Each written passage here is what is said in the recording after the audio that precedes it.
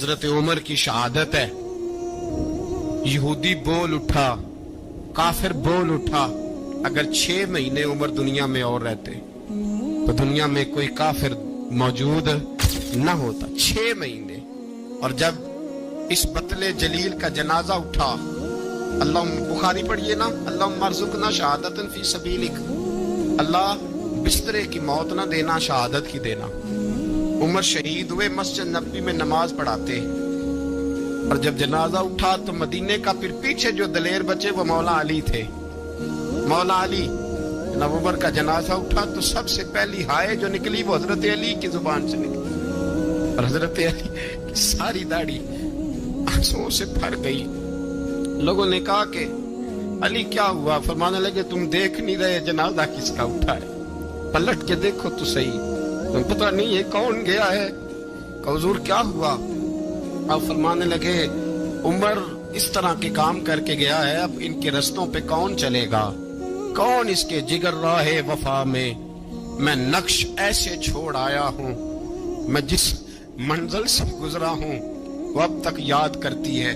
حضرت علی حضرت عمر کے جنازے پہ کھڑے ہو کے کہتے ہیں اللہ مجھے اس طرح کے عمل کرنے کی توفیق دے جس طرح کے عمر کر کے گیا.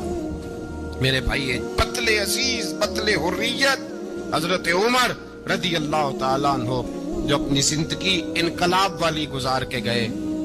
عمر جب دنیا سے گئے تو 80 دینار کا قرضہ تھا, 22 لاکھ مربع میل کا حکمران, اور اپنے بیٹے سے کہنے لگے بیٹے کوشش کرنا تیرے خاندان والے مل کے میرا قرضہ اتار دے, میری قبر پہ بوجھ نہ رہے, اور اگر خاندان والے مدد نہ کریں تو میرے دوستوں سے بات کرنا, وہ مدد نہ کریں تو پھر علی سے بات کرنا.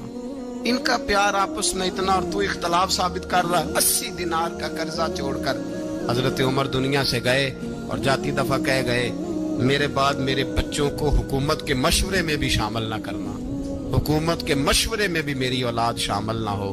اتنا بڑا شخص اتنا بڑا رنگ دے کے 1 محرم کو جب عمر فاروق کا وصال ہوا تو بیٹے سے کہنے لگے اماں عائشہ سے جا کے کہو میرا بھی نبی پاک کے روزے میں دفن ہونے کو دل کرتا ہے.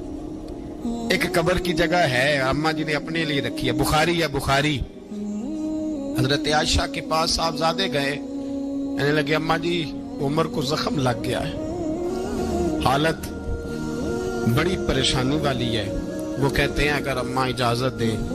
سید عائشہ رو پڑی, فرمانے لگی کہ اپنی قبر کی جگہ تو نہیں نہ کسی کو دیتا, پر عمر نے کمال ہی بڑا کیا. اسے کہو جاؤ گنبد خضرا میں قیامت تک جو مصطفیٰ پہ اور ابو بکر پہ سلام پڑے گا وہ تجھ پہ بھی سلام پڑھ کے جائے گا, جاؤ میں نے جگہ دی.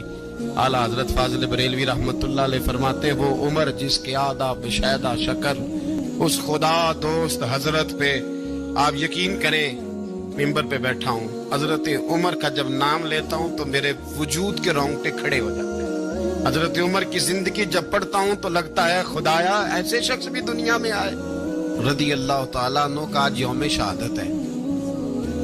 میرا تو دل کرتا تھا کہ فجر سے باتیں شروع ہوں اور سارا دن ہی عمر کی باتیں ہوتی رہیں, سارا دن جناب عمر کی باتیں, سارا دن. اس لیے کہ ذکر جناب عمر کا ہوگا پر راضی اللہ کے رسول ہوں گے.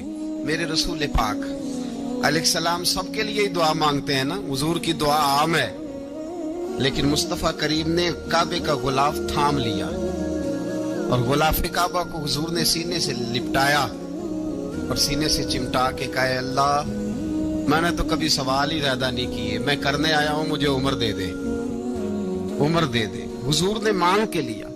اور پھر جب جس کو حضور مانگے اللہ سے, حضرت عوف بن مالک اشجعی ایک صحابی ہیں, حضرت عوف بن مالک رضی اللہ تعالیٰ عنہ فرماتے ہیں کہ جناب ابو بکر صدیق کا زمانہ تھا تو میں نے خواب دیکھا, میں نے خواب میں جناب عمر کو دیکھا اور میں نے دیکھا کہ کوئی کہنے والا کہہ رہا ہے کہ عمر وہ ہے کہ اللہ کے رستے میں کوئی اسے جتنا مرضی برا بھلا کہے یہ پرواہ نہیں کرتا.